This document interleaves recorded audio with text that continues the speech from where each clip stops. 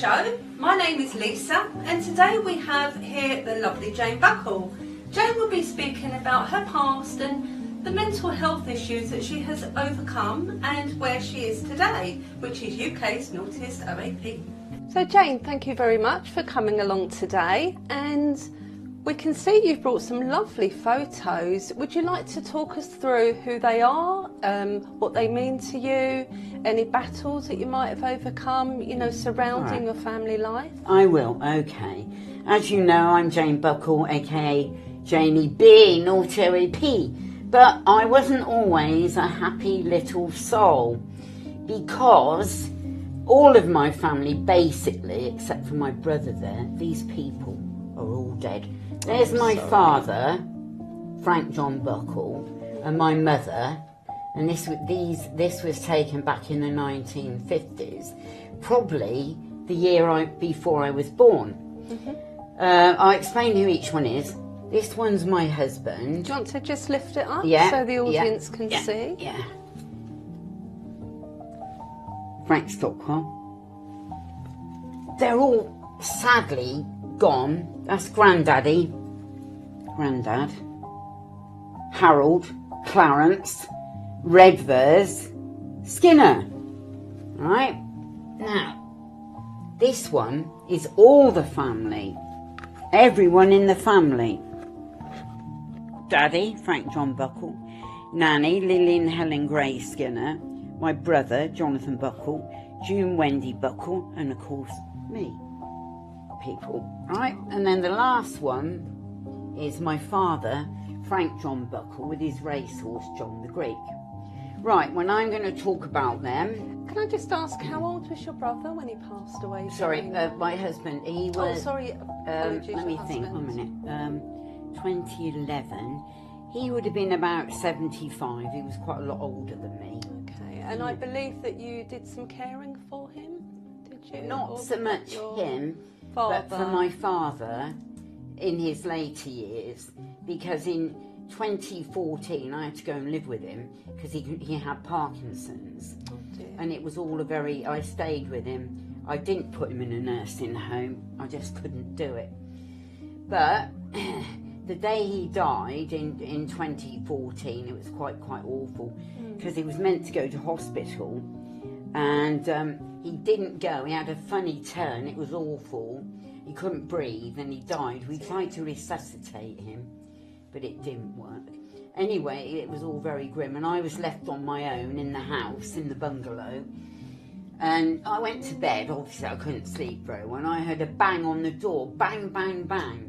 And I think my father came back. He was in the land of the limbos. He was not sure, and he wondered where we all were. Anyway, eventually, I went to the hospital because he died with his mouth open. I went to the mortuary to say I wanted my dad's mouth shut. But he said, no, you can't come in. Anyway, after that, I had to clear the house out, do everything on my own. And I did have a lovely funeral service for him, but it took me 3 weeks to organise it. Wow. And the day I went to view his body in the funeral parlour, I didn't really want to go. It was all horrible. And because I'm so short, they put me on a chair and I nearly fell in with him. Oh, he would have liked that. But it was terrible, because I always had my dad always with me. Yeah. And now he's at the cemetery. They all are. And I go and visit him a lot. But probably the worst one that died was my mother in 1995, because she had a brain hemorrhage. Oh dear. And she ended up in hospital, and they were going to put a coil through, like a stent, into the brain. But it didn't work. She was having vasospasms. And how old was she? 62. Anyway, young. The day of the operation, you see, I never left my mother's side. We were like that. We were like sisters. She's only 21 years older than me. I went down in the lift with her to the operating theatre. And on the way down, you're not really meant to go that far with her. I would have gone in there with her, you know. Said to me, oh dear, this is awful. He said, I'm not going to die, am I, Jane? And I said, no, Mum. But she was always reliant on me. I think she thought I could save her, but I couldn't. So afterwards, I had this thing in my head. It was like a tape recording. I'm not going to die, Jane. I'm not going to die. And it went on and on and on and on. But luckily, I was with my brother. Anyway, they're together at the cemetery. But oh dear, it was awful, the whole episode. And then the dear husband died in 2011. Sorry. He had cancer. And how old was he? He's about, what did I say, 75. He's quite a lot older than me. But it's all It's been... still young though, 75. Yeah, it's all been a bit traumatic. Yeah. And how did you, obviously, you know, that's a lot of stress for you to go through. Yeah. How did it affect you emotionally, mentally? Yeah. Well, I became very introverted and subdued. But luckily for me, I had the benefit of seeing a counsellor, a bereavement counsellor. And did you find that helped? Yeah, and he helped me through it. And he said, you must try and find something in your life, because your mum and dad, your dad always said, you're very funny, get out there and entertain people. So that's when I started to embrace life, to do films, comedy, entertainment, all of that. And of course, altogether Tavern, which I'm very proud to be in. I'm the mother of Margie. Yeah. And, you know, it's kept me occupied, but you do need a hobby, otherwise you will lapse into the depths of despair, and that is not a nice place. So anyone going through bereavement, you would recommend them seeing a bereavement counsellor. Yeah. And obviously, you know, looking at Jane now and what she's achieving in her acting career, reality TV, been on many shows, it does show you that, you know, finding a hobby, if you are going through, not just through bereavement, any mental health issue, just find something that you can focus on and, you know, see a way out of that cloud that you're in. Reach out for help. So Jane, you touched upon you go to the cemetery a lot. How frequent do you, you know, go there, and how do you find that affects you mentally? Does it cause you to be upset? Does it help you grieve? If you want to speak a little bit about that. Well, I do go up the cemetery a lot, probably 2 or 3 times a week. And in lockdown, I was up there every day. It was really lovely. But I go up to see my mum and dad, as you can see, right? And they are together. And grandfather.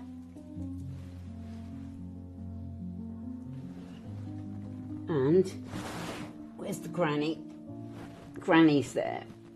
But the thing about it up there, it's very tranquil and it's very relaxing, and I'm sure they can hear me. Well, I think they can. Definitely. But the thing was, up there, I was on the council for a very short time, and then my stepmom died. I had to leave. But when I was up there, I was having, at that time, I was having nightmares about jumping over open graves, okay?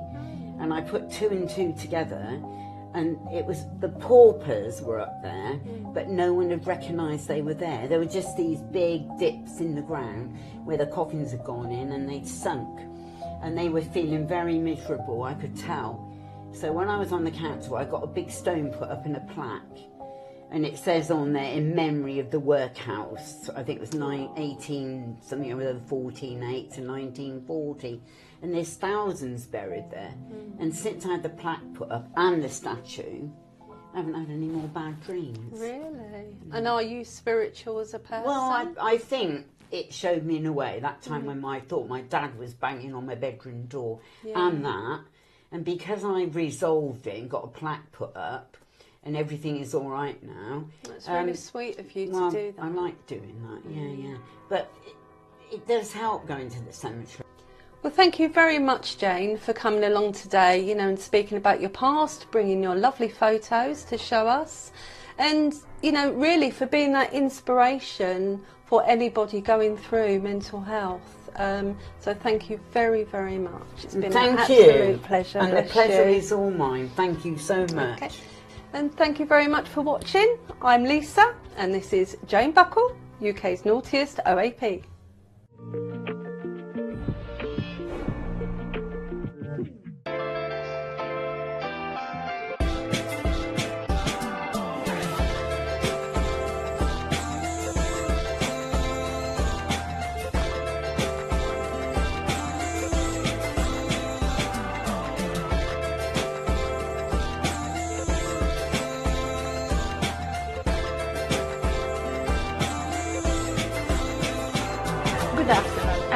and today I have here with me Mr. Elias Hadjikemes, Brussels-based cyber. It's a senior European advisor on security and defense, also member to the International Institute for Strategic Study of London, UK. Currently he works for Union European.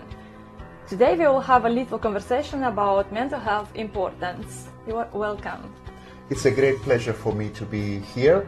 I would like to thank you for inviting me to your TV show and for giving me the opportunity to contribute to the discussion on this important topic. How are you maintaining your mental health every day, being a very busy person with a lot of responsibilities? Well, I think that there are two main things that contribute to that. First, what I do for myself, and the second is the conditions, the situation in my working environment. On the first, I've managed to have a routine, and when you have a routine, it helps you have less stress and less anxiety to have some more time for yourself. Have some habits like sleep better, eat healthier, be active, do some sports and so on. So I have this routine, I interact with people, I communicate with family, this helps a lot. I go out with friends. So this helps me maintaining my mental health. In my working environment, I mean, it's very good working environment, financial security, I mean, there are clear tasks, motivation, there is recognition of the work, professionals working with me. So I think this has also helped in maintaining my mental health.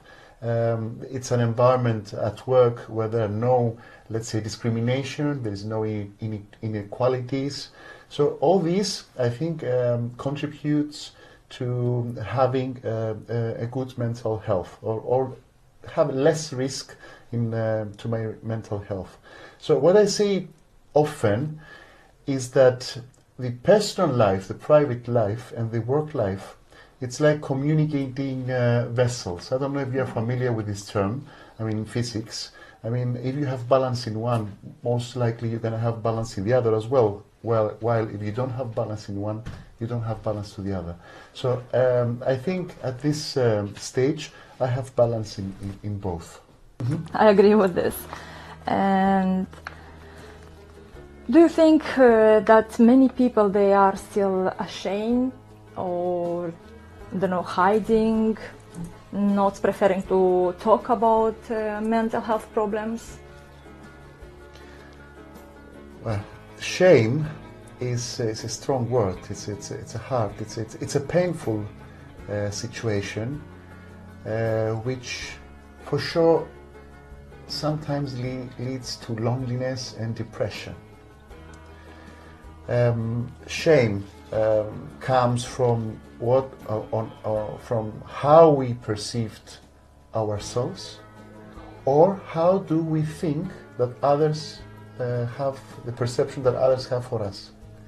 And this is really hard. I mean, there are people that think about it, and it's really negative. Okay, and you know, I mean, when you face problems or you feel like there's a problem with your mental health, you don't easily go out and you don't easily share with others, because you're gonna be thinking probably that you're gonna be mocked, or you're gonna be, I don't know, considered as a lunatic, or being a strange person.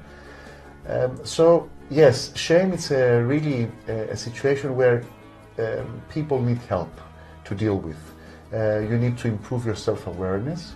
You need to identify the source of your shame, and to the extent that this is necessary, you need to seek for help.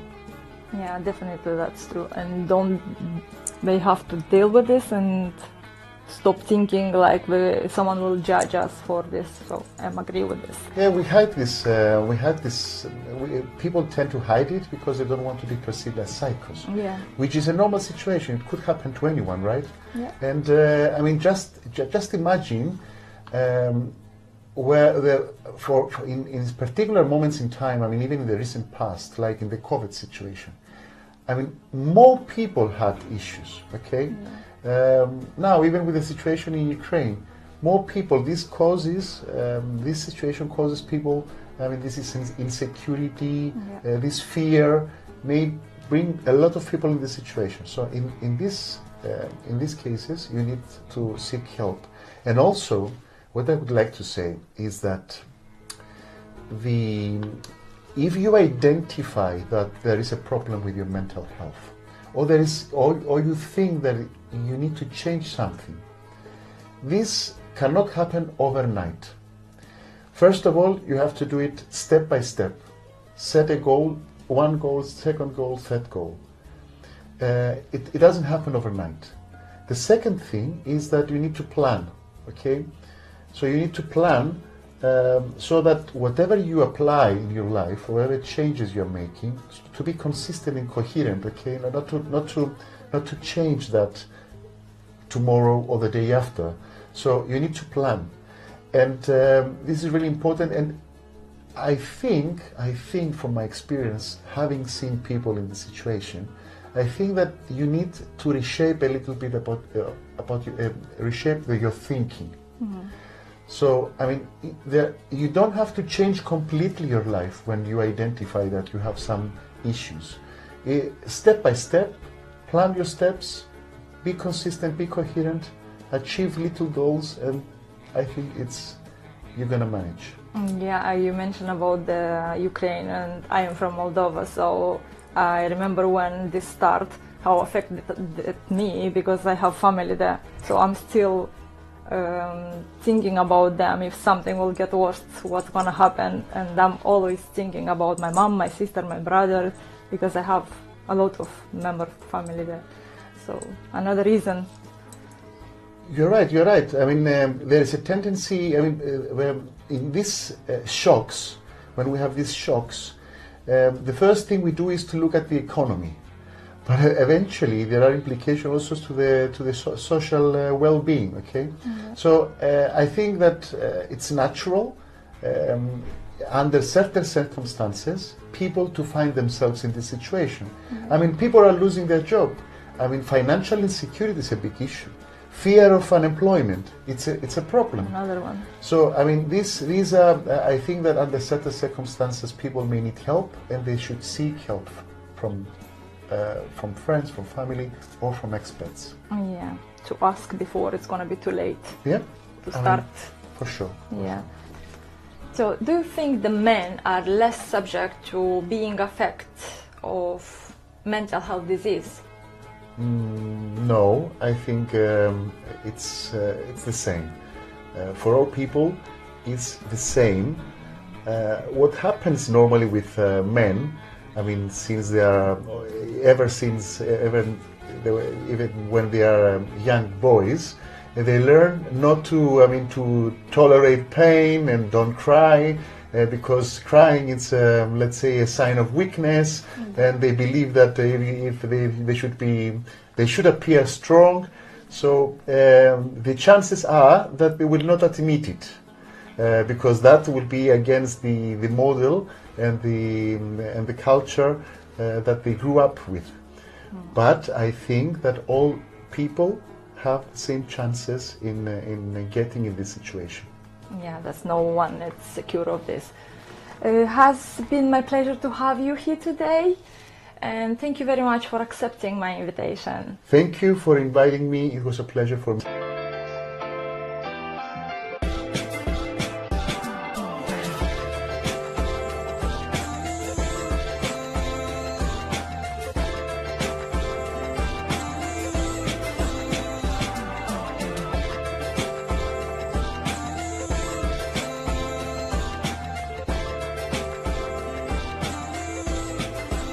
Hi, my name is Helen. Welcome to the Mind Over Matter, a TV show that gives us your mental health a voice. Going back to 2018, the study showed nearly 70% of models reported anxieties and depressions, and 1 of 3 goes through the eating disorder. Let's welcome Danielle today. Danielle will take us back to the world of pageants and beauty. So do you think those statistics reflect your experience, Danielle? So take us back to your story. Not my personal experience, but it depends what you're going for, because obviously it's there's a huge spectrum of modelling, fashion, pageantry. But pageantry actually has really helped me, and my most recent pageant that I did was Beauty and Brains, and that was an amazing pageant, but I was a host for that and a judge. Okay. Now that pageant is so empowering for women because they have to undertake apprentice style tasks like baking, selling, merchandise, presenting, and so it's very empowering. The face of pageantry is changing, and I fully support pageants like that. That's good. I also won an award which I'm very honoured to receive because of my work in pageantry, because I stand up for the underdog and really promote integrity in pageantry. Wow. And it's the Crown of Queens Award. As I got a crown for it. I can see that. And a sash.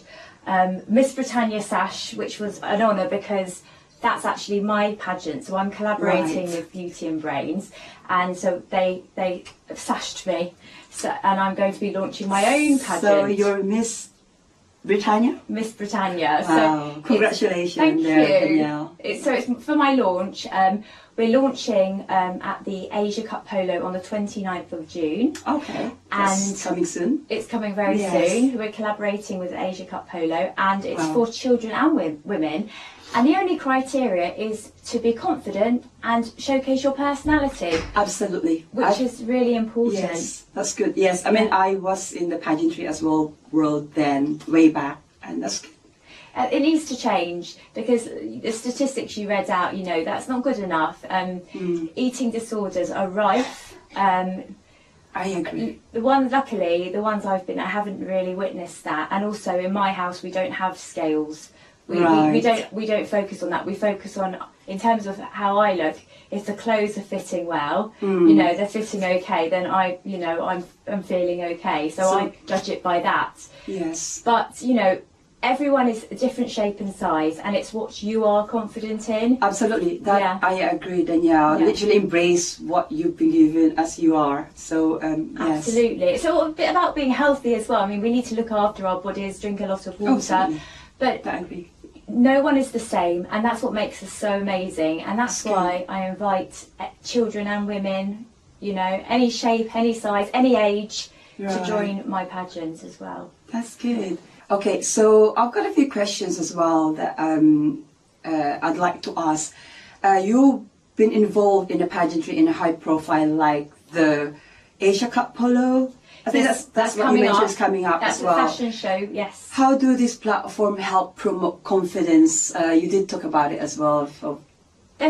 Everyone thinks, and they call it a beauty pageant. I want to get rid of that term beauty pageant. Yes. It's not acceptable anymore because it's so empowering. It's not just that when you're on the stage, it's the work you do in the run up to the stage. So we need to change all those stereotypes. Stereotype, yeah, that's the right words. And there's so many people that will say, beauty pageants still, and I just want to throw that term in the bin because well done. It's like a goalpost. Every pageant you do, you're becoming your best self in every way. Yes. So your appearance, how you take care of yourself, your poise, how you are as a person. I agree. So I'm doing a pageant in August. I'm doing another one called Diamond. Well done. And they're amazing, and that's my goalpost to improve myself as well. So I think that it needs to be, it's not just on stage and beauty, it's about your journey, and it's about being, the judges need to look at your journey. It's not just on the day, it's about how you are as a person, your consistency, your hard work. Yes, well, thank you. Thank you for sharing us your story today, Danielle, and literally changing the behind the scene of pageants and fashion. So all women should be equal. Everyone's and beautiful. Absolutely. Everyone that I is agree. beautiful. Yes. And I encourage women to have a go at this because it's not what you think. So any age can. Any age. So for my Miss Britannia, any age can join Yes. from age 5, So I can 50 join. plus. Yeah, any age. Brilliant. Can join. Because Thank you. I was in the first pageant and I stood up for the older category, and these women had been in pageantry for 50 years, and I have a lot of respect for those women, and age is just a number at the end of the day. That I totally agree. Age is just a number, and it depends on how you literally look at yourself Absolutely. and introduce yourself to the world. It really is. Well, thank you so much, Sonia, for sharing your story today about beauty and pageants. Thank you. Thank you.